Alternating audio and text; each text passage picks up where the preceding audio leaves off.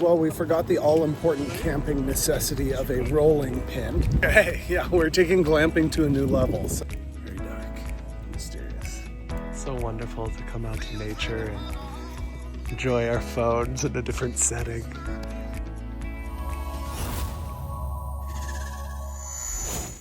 All right, we're in beautiful Paso Robles, California, at the local cuisine. It's called Wingstop. Really one-of-a-kind place. What do you think about your wings or your chicken tenders? Amazing, pretty tasty. Yeah. What flavor did you guys get? Garlic parmesan and Lemon pepper? lemon pepper. Yes, lemon pepper. Want to try? Lemon pepper, try. I got Korean barbecue. Kind of.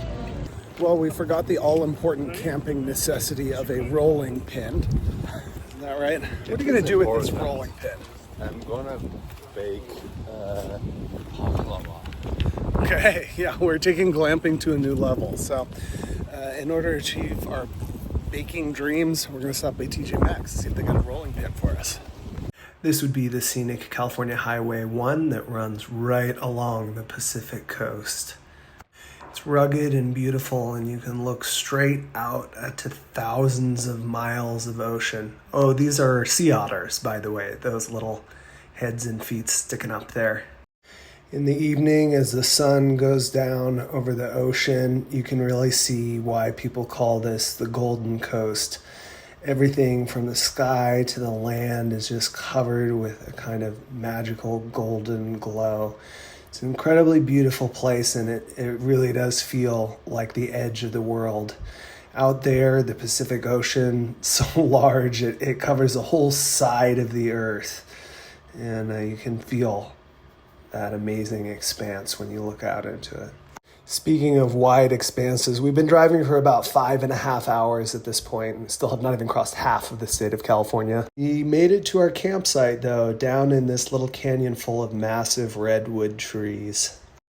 First thing, we got to load up on some firewood.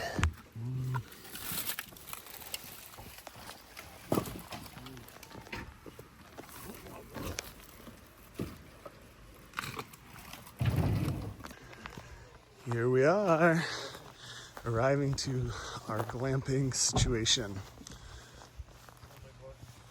Beautiful tent.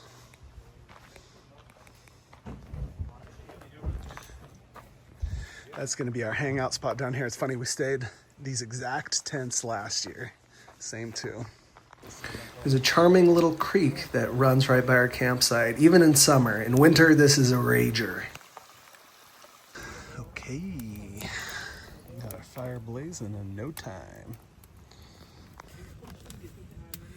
Very dark, mysterious.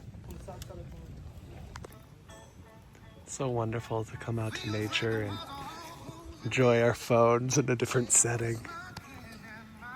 Really wonderful. You have an ocean experience. in front of you, look.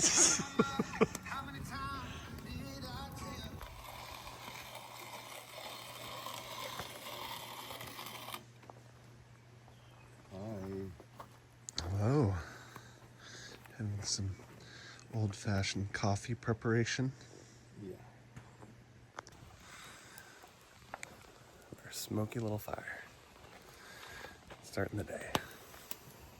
One of the things I love about the Big Sur area is this is the southernmost natural range of the coast redwoods, these big giant trees that you see here. They're clustered in this little canyon with a creek where there's plenty of water. And you can see that even here at the southern end of their range where they don't grow that large, they can still become massive trees. Once they reach a certain size, they are well equipped to survive a fire, as this one has. Its heart has been burned out, but the living wood all around it is still going strong.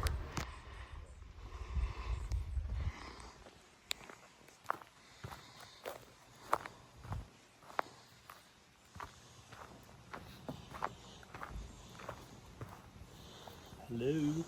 Morning, everyone. Good morning. You just wake up?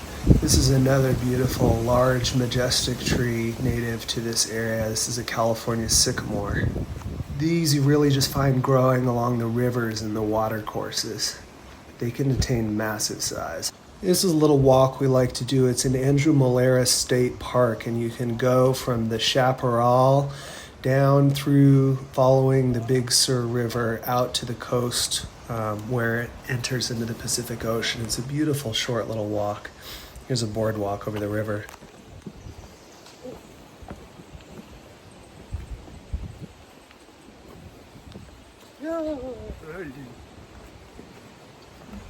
It's not that good. Last time was big.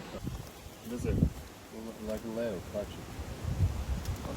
Along the path, you can see buckeyes, California live oaks, and bay laurel trees, as well as a number of different flowering shrubs, like this orange monkey flower. Here we are at the beach. It's beautiful, but always very windy. You can see the coastal bluffs are kind of low, shrubby chaparral, these interesting rocky outcroppings into the water. And in the little valleys between the hills where there's more water, you see these dark patches of forest. This is the Big Sur River reaching into the sea. You can see the water is clear, beautiful, very fresh. And we encountered some cute wildlife. Here's a little posse of Canada geese that came waddling by. Look at these guys, so cute. Even though it's the middle of the summer, don't be fooled. This water is bitingly cold. I waited out and I was in it for a little while, but it's pretty painful to just be in there. A little bit far away to tell, but this, I think we decided it was a sea lion. You can barely see his head sticking up there. Beautiful flowers are Abronia, sand verbena.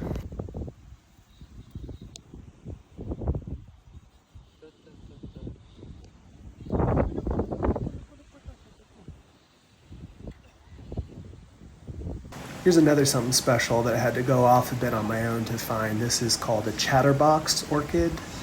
It is Epipactis gigantea. It's a native orchid species that you can find in California, usually growing along a creek or a spring or some kind of water course like this. This is further up the Big Sur River. It's so inviting, so clear and beautiful, and there's actually some really good, nice, deep swimming holes that we found to get in here too. If you go up on the hills a little bit in Big Sur, there's just beautiful, spectacular sunsets because the sun sets in the west over the ocean every night. And you can walk through open fields and small forests and just see this multicolored glow as the sun descends beyond the horizon. It's just one of the most beautiful things to see. Gently waving vegetation, gradients of blue to pink. It's an almost bittersweet feeling in a way. You want this beauty to last, but every second it's sort of changing and eventually gradually fading away. It's just a wonderful experience to stand and watch it.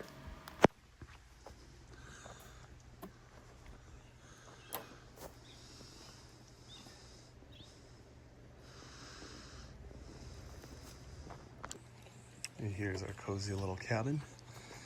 Our glamping tent. Really? Look at this. Even got a boiling water.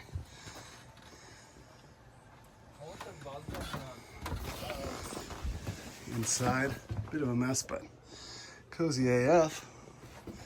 We have a little heater, which we didn't need to use because it was so warm. Actually, I have heated blankets, but this is where we slept. Nice and snug for a couple nights. What does that say? Not all those who wander are lost. Of course. Anyhow, it's a lovely little place to spend some time. Last night we had a little mouse friend. Went boop, boop, boop, boop, boop. Ran up here and out there. Saw some cute little baby skunks, but I didn't get any video of it because it was nighttime and it wasn't the best. They were cute, little friends. If you are not from North America, you may not be familiar with these flowers, but these are Castanea. They're a western, primarily wildflower of North America. They come in all different colors, beautiful, and they are semi-parasitic. They draw some of their water and nutrients from other plants. Just blown away by this field of golden lupin, so beautiful with the blue sea in the background. on these windy bluffs. So we had to go out and we took a little mini hike to walk down and look at the rock formations and enjoy the beautiful Pacific coast.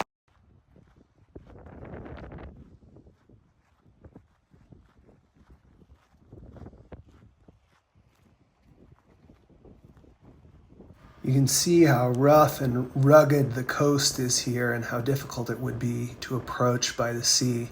So it makes a lot of sense that further up north, when the Spanish explorers found Monterey Bay, they were excited to sail right in, and they set up the first capital of Alta California there. I hope you can see a little bit of what I see in this video, which is just how beautiful and blessed this place is. It's one of a kind. On the drive back home, we decided to stop at Niner Winery, which you can see this very beautiful, fancy place, which we usually just drop in here, but it's becoming more and more popular. So we showed up, and this time there was no seating available without a reservation. So we had to find somewhere else for lunch, which was still cute, a little bit more humble, but we'll plan ahead next time.